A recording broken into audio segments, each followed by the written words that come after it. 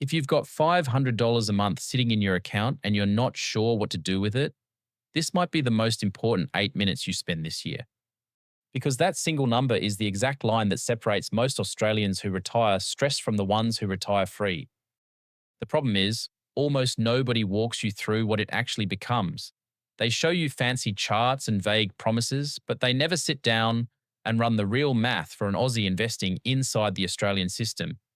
So today, that's exactly what we're doing. The real numbers at 10, 20, and 30 years. The real strategies available to you right now. And the real reason most people will watch this and still do nothing.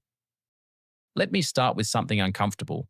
The average Australian aged 30 to 34 has under $50,000 in super.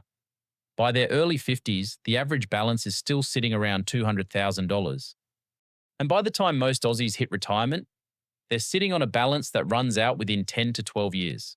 That's not a money problem. That's a math problem people never had explained to them. Because if you understood what $500 a month actually does over time, you would never let another payday pass without sending that money to work.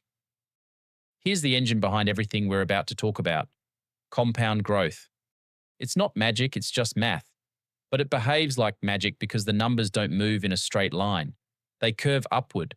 The longer you stay invested, the steeper that curve gets. The Australian share market has averaged around 9 to 10% per year over the last 30 years, including dividends. Balanced super funds have averaged about 8% per year over the last decade.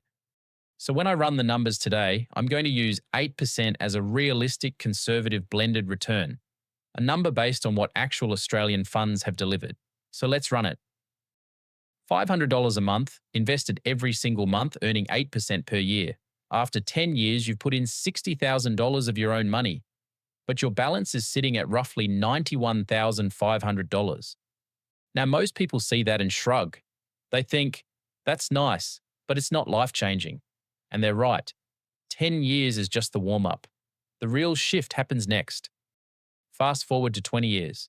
Same $500 a month, same 8% return. You've now contributed $120,000 of your own money, but your balance is around $294,500. This is the moment most Australians never reach, because somewhere between year 4 and year 7, life happens. A wedding, a renovation, a car upgrade, a bad month at work, and they pause the contributions, or worse, pull the money out. And every time someone does that, they don't just lose the money they withdrew, they lose the next 20 years of growth that money was about to produce. Now here's where it gets serious.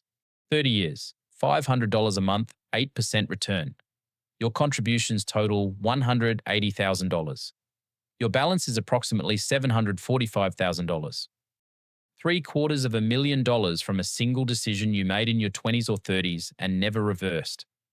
And if the return runs closer to the long-term ASX average of 10%, that same $500 a month becomes over $1.1 million.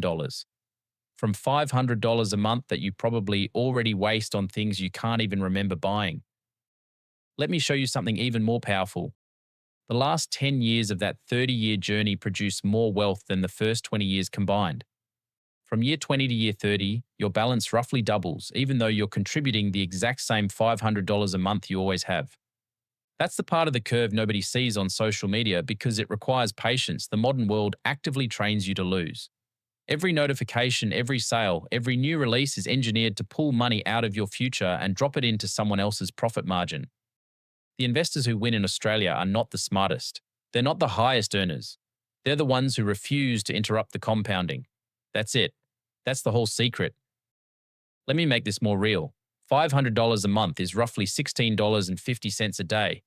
That's one Uber Eats order, 2 takeaway coffees and a snack, a couple of beers at the pub on a Friday. Most Australians are not broke. They're just unfocused. The money is there. It's leaving the account every week.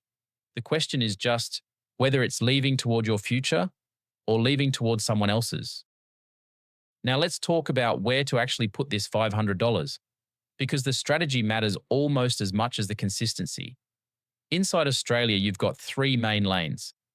The first is salary sacrificing into super. If you earn $80,000 a year and you salary sacrifice $500 a month, you're cutting your taxable income. paying only 15% contributions tax instead of your marginal rate, and the money grows in a low tax environment until preservation age. For long-term wealth, this is one of the most efficient tools the Australian government has ever offered, and most workers ignore it. The second lane is low-cost ETFs through a brokerage account. Think broad index funds covering the ASX 300 and global shares. The fees are tiny, often under 0.2% per year, and you stay liquid.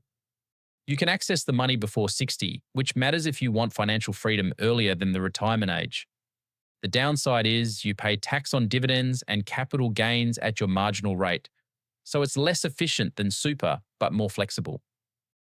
The third lane is a mix. Some into super for the tax break and the long game. Some into ETFs for flexibility and earlier access. The split depends on your age, your income, and how soon you want options. But the principle is identical. Automate it. Set the transfer the day after payday. Because the only investing strategy that works is the one you don't have to think about. Here's the part nobody wants to hear. The reason most Australians never build wealth is not that they don't earn enough. It's that they treat investing like a decision they have to make every month. And every month, something else feels more urgent. The new phone, the trip, the bigger house, the upgrade. So the $500 never moves. And 10 years later, they're exactly where they were, just older. Meanwhile, the person who automated it once and never touched it again is sitting on six figures wondering why everyone else is still complaining about the cost of living. I'm not going to pretend the next 10 years will be smooth. There will be crashes. There will be years where your balance drops 20 or 30% and the news tells you it's the end of the world. There will be moments where stopping feels logical. Every long-term investor has lived through them, but the data is clear.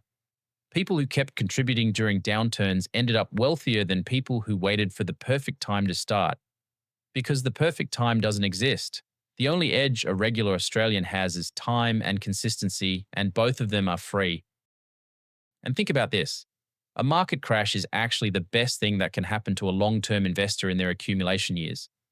When prices fall, your $500 buys more units, more shares, more ownership.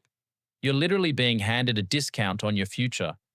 The people who panic and stop are paying full price later for the same thing they could have bought cheap during the dip. The wealthy didn't get wealthy in the boom. They got wealthy by buying calmly while everyone else was selling in fear. That mindset alone, applied over 30 years, is worth more than any stock pick, any hot tip, any market timing strategy you'll ever hear. So here's the question you actually need to answer today. Where is your $500 a month going right now? If you can't name it, that's your answer. The money's leaving. The only choice is whether it leaves toward a version of you that's free at 55, or a version of you that's still working at 70 because the math never got a chance to run. If this video helped you see things differently, hit the like button and subscribe to the channel. Thanks for watching, and I'll see you in the next one.